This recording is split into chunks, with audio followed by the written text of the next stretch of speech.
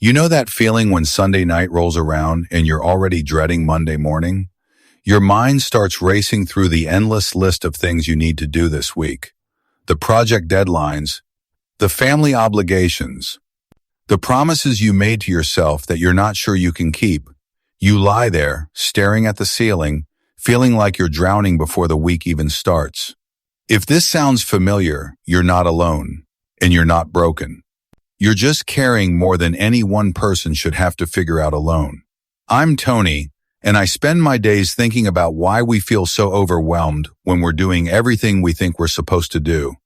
Today, I want to share something that changed how I approach my weeks, and maybe, just maybe, it'll help you breathe a little easier too. It's called the 321 Priority Framework. And no, it's not another productivity hack that'll have you color-coding your calendar.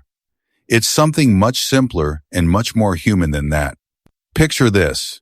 What if your weekly planning felt less like strategic warfare and more like having a gentle conversation with yourself about what truly matters? Let me tell you about Sarah. She's a working mom I met at a coffee shop last year. She was sitting there with her laptop, 3 different planners spread out, and tears in her eyes. "I've tried everything," she said. "I've got apps for my apps. I wake up early. I stay up late. But I always feel like I'm failing at something." Sound familiar? The truth is, we've been taught that productivity means doing more. But what if I told you that the secret to never feeling overwhelmed again isn't about doing more, it's about doing less, with more intention and clarity? Here's what I've learned. Decision fatigue isn't just a fancy term. It's what happens when we try to hold too many priorities in our heads at once. Our brains simply aren't designed to juggle 15 urgent things and still maintain our emotional edge. That's where the 321 Priority Framework comes in. It's beautifully simple. 3 priority goals that move your life forward. 2 supporting goals that matter but won't make or break your week. And 1 flexible activity that feeds your soul or gives you breathing room. That's it, no complicated systems. No overnight transformations. Just a gentle way to honor both your ambitions and your humanity. Let's start with your 3 priority goals. These aren't just tasks. They're the things that, if you accomplish them, will make you feel like you've truly showed up for your life this week. Maybe it's finishing that presentation that's been weighing on you, or having that difficult conversation you've been avoiding, or simply taking care of your health in one meaningful way. Here's the key. These 3 goals should align with who you're becoming, not just who you think you should be. There's a difference between goals that drain you and goals that energize you, even when they're challenging. I learned this the hard way. For years, I filled my weeks with what I thought productive people did. I scheduled every minute, optimized every routine, and wondered why my morning energy felt more like morning anxiety. I was productive, sure, but I wasn't purposeful. Your 3 priority goals should pass what I call the quiet test. When you think about them, do you feel a sense of direction even if there's some fear mixed in? Or do you feel that familiar weight of obligation pressing down on your chest? Let's talk about those 2 supporting goals. These are important, but they're not make or break. They're the goals that support your bigger vision but won't send you into a spiral if they don't happen this week. Maybe it's organizing 1 room in your house, or reaching out to an old friend, or reading that book that's been sitting on your nightstand. The beauty of having only 2 supporting goals is that you give yourself permission to be human. Some weeks, you'll crush all 5 goals. Other weeks, you'll barely manage the 3 priorities. And that's okay. That's life. Now, here's where most productivity systems fail us. They forget that we're not machines. We're human beings with hearts that need tending and souls that need space to breathe.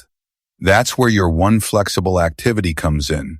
This might be a buffer for unexpected opportunities. A day to rest when you're feeling overwhelmed. Time for something that brings you joy but doesn't produce anything measurable. I call it your humanity slot. Let me share what this looks like in practice. Remember Sarah from the coffee shop? She decided to try the 321 framework. Her 3 priorities that week were: finish her quarterly report, have a real conversation with her teenager about screen time, and go to bed before 11 p.m. 3 nights that week. Her two supporting goals were meal prep on Sunday and organize her home office.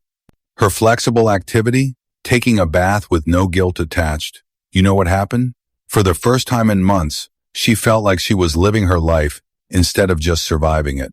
She didn't become superhuman. She just became more intentional about honoring what mattered most. And here's the beautiful thing about this approach. It builds on itself. Each week that you practice this kind of purposeful planning, you develop what I call priority clarity. You start to recognize the difference between urgent and important, between busy and meaningful. Your weekly mindset shifts from how can I fit everything in to what deserves my best attention this week. It's a subtle change, but it changes everything. Now, I know what some of you might be thinking. Tony, this sounds too simple. What about all the other things I need to do? And you're right, life is complicated. But here's what I've learned. Complexity doesn't require complicated solutions. Sometimes the most powerful things are the simplest. You can still have your detailed task lists and your project management systems. The 321 framework isn't about replacing everything you do, about creating a foundation of clarity that makes everything else easier to manage. Think of it as your weekly foundation. When you know your 3 priorities, 2 supporting goals, and 1 flexible activity, you have a framework for making decisions throughout the week. When someone asks you to take on something new, you can ask yourself, does this align with my 3 priorities? Can it wait until next week? Or is this important enough to replace something I've already committed to? This isn't about being rigid, it's about being intentional. It's about making choices from a place of clarity rather than reactivity. Let me give you one more example. My friend David runs a small business and has 2 young kids. He used to start every week feeling like he was already behind. Now, he spends 10 minutes every Sunday evening, not Sunday afternoon when he's stressed about Monday, but Sunday evening when he's winding down, identifying his 321 priorities. He told me, it's like the difference between walking into a dark room and walking into a room where someone's already turned on the lights. I can see where I'm going. That's the power of systematic preparation. Not the kind that turns you into a productivity robot, but the kind that honors your human need for direction and clarity. So here's what I want you to try this week, and I really mean try, not perfect. Find a quiet moment, maybe tonight or tomorrow morning. Take out a piece of paper or open a note on your phone. Don't overthink it. Write down 3 things that, if you accomplish them this week, would make you feel like you truly showed up for your life.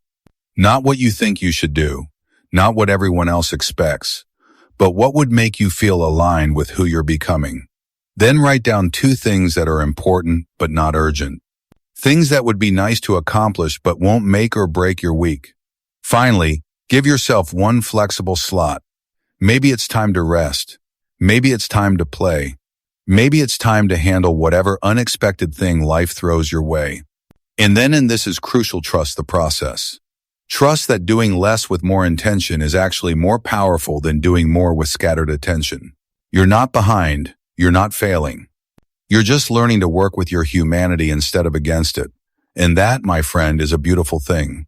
I'm curious. What's 1 priority goal you'd choose for this week? Share it in the comments. Not because I need to know, but because saying it out loud, Evan, in writing makes it real. And maybe, just maybe, your courage will inspire someone else to start their own quiet revolution of intentional living. Remember, you don't have to be perfect. You just have to be purposeful. And that's something you can start right now, right where you are. I'm Tony, and your story is just getting deeper.